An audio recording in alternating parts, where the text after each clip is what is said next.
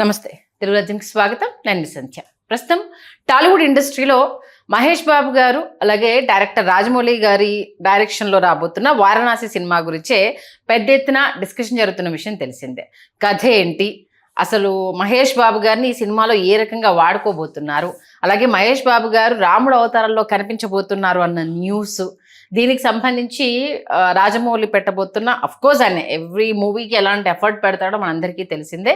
But ఇది ఇంకా చాలా ప్రెస్టీజియస్గా తీసుకున్నారు రాజమౌళి గారు అన్నది ఆయన మాటల్లో మనకు చాలా క్లియర్ కట్గా తెలిసింది. ఇప్పుడు లేటెస్ట్గా మహేష్ బాబు గారి రాముడు లుక్ పోస్టర్ రిలీజ్ అయినట్టుగా తెలుస్తుంది. తెలియకుండా రిలీజ్ అయిందా, స్ట్రాటజీలో భాగంగా రిలీజ్ అయిందా? దాంతోపాటు వారణాసి సినిమాకు సంబంధించి మనకెవరికి తెలియని విషయాల్ని చరిత్రకారులు, సినీ రాజకీయ విశ్లేషకులు చిల్లకటి శ్రీకాంత్ గారు మనందరికీ చెప్తా అంటున్నారు. ఏంటో ఆయన మాటల్లోనే విందా. శ్రీకాంత్ గారు నమస్తే. నమస్కారం సంధ్య గారు. ఏంటి మా అందరికీ తెలియంది మీకు మాత్రమే తెలిసింది. దాంతోపాటు మహేష్ బాబు గారి రాముడు లుక్ ఫోటో ఇప్పుడు రిలీజ్ అయి నెట్టింట్లో హల్చల్ చేస్తుంది. దాని గురించి అది యూనిట్లో వాళ్ళే వ్యూహాత్మకంగా విడుదల చేశారు. ఓకే, స్ట్రాటజీ ఆసక్తికరంగా మారడానికి, ఆసక్తి పెరగడానికి యూనిట్లో వాళ్ళే దానిని విడుదల చేశారన్న విషయం మనకు అర్థమవుతుంది. రాముడి పాత్రలో ఆయన చాలా అద్భుతంగా ఒదిగిపోయారు. అట్లాగే రాముడికి మీసాలు గడ్డాలు ఉండేటటువంటి రాముడిని చూపించడం అనేది ఒకంత ఆసక్తికరంగా అనిపించింది. వాస్తవానికి ఏంటంటే మా చిత్తూరు జిల్లా అర్ధగిరి, అరగొండ అంటాము, అరగొండ గ్రామంలో అర్ధగిరి శ్రీ వీరాంజనేయ స్వామి క్షేత్రం ఏదైతే ఉందో ఆ క్షేత్రానికి సంబంధించినటువంటి కథాంశాన్ని తీసుకుని ఆ కథని పునాదిగా చేసుకుని మిగిలిన కథ మొత్తం రాజమౌళి గారు నడిపించారని విశ్వసనీయ వర్గాల కథనం. ఈ అర్ధగిరి ఏంటంటే ఇక్కడ రెండు కుటుంబాలండి. ఒకటి పైమాగం అనే గ్రామం, ఇంకోటి అరగొండ అనేటటువంటి గ్రామం. ఈ రెండు గ్రామాలు కలగలిసిపోయినటువంటి ప్రాంతం ఇది. సుసంపన్నమైనటువంటి గ్రామీణ ప్రాంతం అన్నమాట.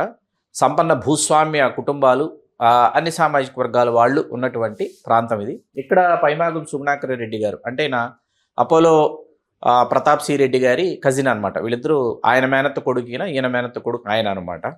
అట్లాగా పైమాగం సుగుణాకర్ రెడ్డి గారు ఇక్కడ అరగొండలో అపోలో హాస్పిటల్స్ని ప్రతాప్ సి రెడ్డి గారి చేత వ్యవస్థాపింపజేసి మేనేజింగ్ ట్రస్టీగా పైమాగం సుగుణాకర్ రెడ్డి గారు కొనసాగుతున్న సమయంలో వాళ్ళు మా మదనపల్లె హాస్పిటల్స్ ప్రారంభోత్సవానికి విచ్చేసినటువంటి ప్రతాప్ సి రెడ్డి గారు, పైమాగం సుగుణాకర్ రెడ్డి గారు. ఆ కార్యక్రమానికి నేను వ్యాఖ్యాతని. నా వ్యాఖ్యానానికి ముచ్చటపడి పైమాగం సుగుణాకర్ రెడ్డి గారు నన్ను అరగొండ తీసుకెళ్ళి అరగొండ అపోలో హాస్పిటల్స్ ఏదైతే ఉందో అరగొండ అపోలో హాస్పిటల్స్ ఆవిర్భావానికి ఆ కార్యక్రమ వ్యాఖ్యాతగా నన్ను వ్యవహరింప చేయించడం, ఆ తర్వాత అక్కడ జరిగినటువంటి అరగొండ అపోలో హాస్పిటల్స్ సాంస్కృతిక కార్యక్రమాలు కావచ్చు, అట్లాగే అడ్వర్టైజ్మెంట్స్ కావచ్చు, ప్రతిదీ నేను రాయకుండా, నేను చెప్పకుండా, నేను మాట్లాడకుండా జరిగేటటువంటి ఇది కాదన్నమాట. పైమాగం సుగుణాకర్ రెడ్డి గారి వాళ్ళ కుటుంబంలో నేను కుటుంబ సభ్యుడిని అయిపోయా.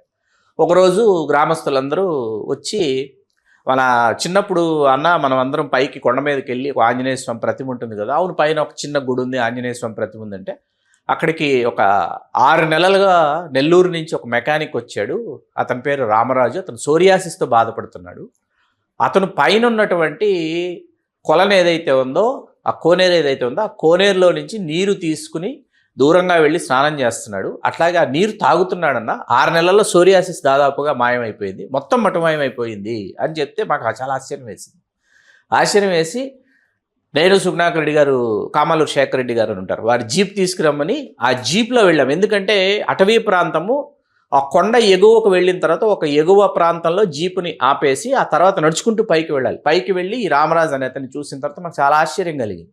అప్పుడు ఈ సంజీవరాయ్ పుష్కరిణి, అసలు ఈ అర్ధగిరి క్షేత్రం ఏంటి, దీని మహత్యం ఏంటి, దీని స్థల పురాణం ఏంటి అనేది పరిశోధించిన తర్వాత అర్థమైంది ఏంటంటే, త్రేతాయుగంలో ఎప్పుడైతే రామరావణ సంగ్రామం జరుగుతున్నప్పుడు లక్ష్మణుడు మూర్ఛపోయిన తర్వాత లక్ష్మణుడిని పునరుజ్జీవింపజేయడానికి ఆంజనేయ స్వామి వెళ్ళి సంజీవని పర్వతం తీసుకురావడానికి ఆ సంజీవని మూలికను కనుగొనలేక, సంజీవని మూలిక తీసుకురావాలి, అక్కడికి వెళ్ళిన తర్వాత ఆ సంజీవని మూలికను ఆయన కనుగొనలేకపోతాడు. ఎందుకంటే సంజీవని పర్వతం మొత్తం రకరకాల ఔషధీకృతమైనటువంటి మూలికలు ఉన్నాయి. సంజీవని మూలికను కనుగొనలేక ఆ పర్వతాన్నే పెకిలించి తీసుకుని వస్తాడు ఆంజనేయ స్వామి. తీసుకొస్తున్నప్పుడు విరిగి పడిపోయినటువంటి ఒక భాగమే అర్ధగిరి, సాక్షాత్తుగా విరిగి పడిపోయినటువంటి ఒక భాగమే అర్ధగిరి. అందుకని ఆ సంజీవరాయ పుష్కరిణి అక్కడుంది. ఆంజనేయ స్వామి ప్రతిమ చోళరాజుల కాలంలో చోళరాజులు ఈ స్థల పురాణాన్ని తెలుసుకుని అక్కడ ఆంజనేయ స్వామిని ప్రతిష్ఠించారు. చూసి ఆగమశాస్త్ర ప్రకారం ఈ ప్రాంతాన్ని మనం అభివృద్ధి చేయాలని ఆ రోజు సంకల్పించుకుని సుగుణాకర్ రెడ్డి గారు ముఖ్యదాతగా ఆయన పిలుపునందుకొని ఎంతోమంది దాతలు ముందుకొచ్చి వాళ్ళు విరాళాలు అందించి ఇవాళ అక్కడ అగమశాస్త్ర ప్రకారంగా మనకి అద్భుతమైనటువంటి శ్రీ అర్ధగిరి వీరాంజనేయ స్వామి దేవస్థానం ఏర్పడింది. అట్లాగే అక్కడ వినాయకుడి గుడిని సుగుణాకర్ రెడ్డి గారి కుమార్తె శ్రీమతి అనురాధ గారు, అల్లుడు లక్ష్మణ్ గారు వాళ్ళు నిర్మించారు. అట్లాగే పైన మీకు శివాలయం వచ్చింది, అయ్యప్ప స్వామి దేవస్థానం వచ్చింది. ఇన్ని దేవాలయాలు ఇక్కడికి వచ్చినాయి. సంజీవరాయ పుష్కరిణి మహత్యం ఏంటంటే సంధ్య గారు, వేసవి వచ్చింది, కరువు వచ్చింది, లేకపోతే కాటకాలు వచ్చాయి, లేకపోతే తీవ్రమైనటువంటి నీటి ఎద్దడి వచ్చింది, ఏమొచ్చినా ఏం జరిగినా సంజీవరాయ పుష్కరిణిలో నీరు ఇంకిపోదు. ఏ కాలంలో అయినా ఎప్పటికైనా మీరు ఎప్పుడు వెళ్ళినా సంజీవరాయ పుష్కరిణిలో తీర్థం ఉంటుంది. ఎంతమంది అయినా మేము అద్భుతమైనటువంటి కుళాయిలు వేయించి కుళాయిల ద్వారానే పట్టుకోవాలన్నమాట తీర్థం. ఎవరు కొలంలోకి దిగడానికి వీల్లేదు. దాని పేరు సంజీవరాయ పుష్కరిణి నామకరణం చేశాము. నిత్యాన్నదాన సత్రాలు వచ్చాయి, అద్భుతమైనటువంటి వసతి గృహాలు వచ్చాయి, విద్యుత్ వచ్చింది. విద్యుత్ శాఖ ఉన్నతాధికారి అయినటువంటి కళాల రంగనాథ్ గారు వారు విద్యుత్ వాళ్ళు అందజేయడం జరిగింది. అట్లా ఇంతమంది దాతలు, ఎంతోమంది వదాన్యులు వాళ్ళు ముందుకొచ్చి పౌర్ణమి రోజు, విశేషంగా పౌర్ణమి రోజు అండి, మరీ ముఖ్యంగా పౌర్ణమి రోజు చాలా మీకు very very very powerful day పౌర్ణమి అర్ధగిరి వీరాంజనేయ స్వామి క్షేత్రం. ఆ రోజు ఏంటంటే భజనలు, కోలాటాలు, హరికథలు, బుర్రకథలు, వేలాది మంది భక్తులు పోటెత్తుతారు. ఉదయం నుంచి రాత్రి అర్ధరాత్రి అపరాత్రి అయినా కూడా మీకు ఇక్కడ వీళ్ళందరూ భక్తాదులు ఉంటారు. కనీ విని ఎరుగినటువంటి కన్నుల పండుగల మీకు ఈ ప్రాంతం ఉంటుంది. ఇక్కడ పండేటటువంటి రెండు ప్రధానమైనటువంటి పంటలు ఏంటంటే ఒకటి చెరకు, ఇంకోటి మామిడి. మీకు ఈ భూభాగం ఏదైతే ఉందో, ఈ భూభాగంలో పండేటటువంటి చెరుకు ఏదైతే ఉందో, ఈ చెరుకు ద్వారా వచ్చేటటువంటి బెల్లం బంగారు వర్ణంలో ఉంటుంది. ఇది ఆయుర్వేద వైద్యులు ప్రత్యేకించి వాళ్ళు దీనిని ఇక్కడి నుంచి బెల్లాన్ని తీసుకుని వెళ్తారు. సుగుణాకర్ రెడ్డి గారికి ఈవేళ 91, అపోలో ప్రతాప్ రెడ్డి గారికి 93 నిండాయి. మేము చిరంజీవి గారిని, సుగుణాకర్ రెడ్డి గారు ట్రస్ట్ బోర్డు చైర్మన్గా ఉన్నప్పుడు చిరంజీవి గారిని ఆహ్వానించడానికి, ఎందుకంటే చిరంజీవి గారు ఆంజనేయ స్వామి భక్తులు కాబట్టి చిరంజీవి గారిని ఆహ్వానించడానికి చాలా కృషి చేశాం. చిరంజీవి గారిని తీసుకురావాలని భద్రతా కారణాల దృష్టి అప్పుడు సాధ్యపడలా. ఆ తర్వాత చిరంజీవి గారికి, అపోలో ప్రతాప్ రెడ్డి గారి కుటుంబానికి బంధుత్వం ఏర్పడిన తర్వాత ఉపాసన గారి ద్వారా చిరంజీవి గారి కుటుంబ సమేతంగా అర్ధగిరికి విచ్చేయడం జరిగింది. చాలా ఆనందదాయకమైనటువంటి విషయం. ఇన్ని అద్భుతాలు ఇక్కడ ఉన్నాయన్నమాట. ఒక భూతల స్వర్గంలా ఉంటుంది ఆ ప్రాంతం. ఎందుకంటే ఆ మర్యాదలు కావచ్చు, అతిథి మర్యాదలు కావచ్చు అద్భుతంగా ఉంటాయి.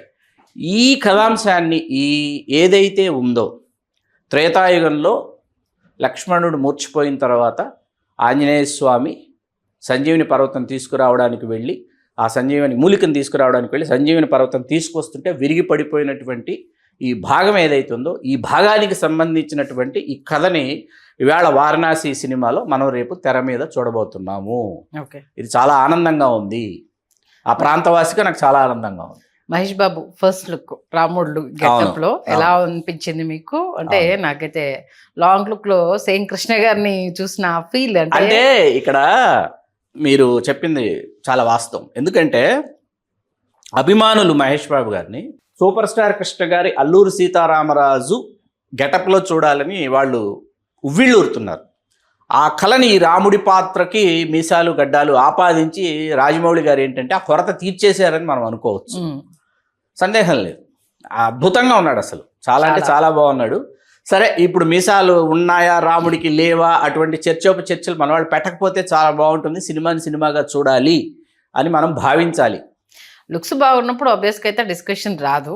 అందులోనూ ఇప్పుడు బాలీవుడ్లో పెద్ద ఎత్తున శ్రీరాముడు గురించి సినిమా వస్తున్న నేపథ్యంలో దాంట్లో హీరో లుక్స్కి సంబంధించి కొంత ట్రోల్స్ అయితే నడుస్తూ ఉన్నాయి. ఇప్పుడు మహేష్ బాబు గారిని చూశాకైతే ఖచ్చితంగా చాలా అందంగా ఉన్నారు మహేష్ బాబు గారు అన్న ఈ అప్లాజే వస్తుంది. మరి ఈ సినిమా ఎలా ఉంటుంది అని అంటే ఏం చెప్తారు? అద్భుతంగా ఉంటుందండి. ఎందుకంటే పురాణాలని, ఇతిహాసాలని ఆధారం చేసుకుని చేసినటువంటి ఏ సినిమా అయినా కూడా ప్రేక్షకులకి చేరువవుతుంది. మరీ ముఖ్యంగా ఆధునిక సమాజంలో, ఈ ఆధునిక పోకడలు పోతున్నటువంటి ఈ స్మార్ట్ ఫోన్ల యుగంలో, ఈ జంజీల కాలంలో ఏంటంటే ఖచ్చితంగా మన పురాణాలు, మన ఇతిహాసాలు, భారత రామాయణ భాగవతాలు ఏవైతే ఉన్నాయో వీటికి సంబంధించినటువంటి ఇతివృత్తాలు ఎప్పటికప్పుడు గొప్ప ఆవిష్కృతాలు అవుతాయి వెండితెర మీద. ఎందుకంటే పర్సనాలిటీ వైజ్ అప్పుడు ఉన్నటువంటి గ్రేట్ ఆర్టిస్టులు లేకపోవచ్చు, కానీ ఇప్పుడు పర్సనాలిటీ వైజ్ ఉన్నటువంటి ఆర్టిస్టులని అట్లాగే దానికి తోడు టెక్నాలజీని తీసుకుని అద్భుతాలు సృష్టించవచ్చు ఈ రోజుల్లో. ఎందుకంటే శ్రీరాముడికి సంబంధించి ఏ వర్ణన వచ్చినా కూడా ఏంటంటే 6 అడుగుల ఆజానుబాహు, ఇంకా ఎత్తైన వాడు అయి ఉంటాడు త్రేతాయుగంలో. 6 అడుగులు అంటే మనం ఇప్పుడు కూడా 6.5 అడుగులు 7 అడుగులు వాళ్ళని కూడా మనం చూస్తున్నాం. 6 అడుగుల ఆజానుబాహువు అరవింద దళాయితాక్షుడు అని అంటారు. అట్లా 6 అడుగుల ఆజానుబాహుకి అరవింద దళాయితాక్షుడికి సరిపోల్చదగినటువంటి రూపురేఖలతో మహేష్ బాబు గారు ఉన్నారు. కాబట్టి ఆయన మేనిరంగు ఛాయ కావచ్చు, అవన్నీ కూడా, ఎందుకంటే బంగారు ఛాయ, సువర్ణ ఛాయ మహేష్ బాబు గారు. కాబట్టి ఖచ్చితంగా ఆయన అద్భుతంగా ఉంటారు. అమరారు, అలరారారు, సందేహం లేదు. ఈ అరగొండ అర్ధగిరి వీరాంజనేయ స్వామి క్షేత్రం కాణిపాకం పుణ్యక్షేత్రానికి 10 కిలోమీటర్ల దూరంలో ఉంది. నేను అప్పటికి మర్చిపోలేనటువంటి ఎన్నో మధురమైనటువంటి జ్ఞాపకాలు ఇవాటికి నా జీవితంలో ఉన్నాయి.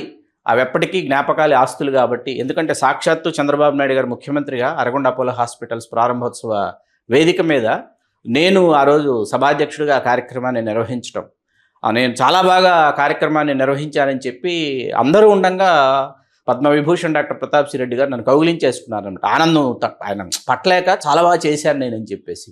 అట్లా ఎన్నో జ్ఞాపకాలు ఉన్నాయి. అక్కడ మనకి దయానంద రెడ్డి గారని ఒక సంగీత విద్వాంసులు ఉన్నారండి. వారు వరం, ఆ ప్రాంతానికి, ఈ క్షేత్రానికి వరం. వారు ఆలపించేటటువంటి గీతాలు, ఆ పౌర్ణమి రోజు కావచ్చు, ఇవన్నీ ఒక్కసారి ఎప్పుడు వీలున్నా కాణిపాకం వెళితే కాణిపాక వినాయకుడి దర్శనానంతరం ఖచ్చితంగా అర్ధగిరి శ్రీ వీరాంజనేయ స్వామిని దర్శించండి. ఏ క్షేత్రానికైనానండి మీకు తెలిసినంత వరకు స్థల పురాణాలు తీసుకుంటే తీర్థమహత్యం అంటారు, అవును, మూర్తిమత్వం అంటారు, కీర్తితత్వం అంటారు. అట్లా ఒక్కొక్కటి అవి కాపాడుతూ ఉంటాయి ఆ స్థలాన్ని.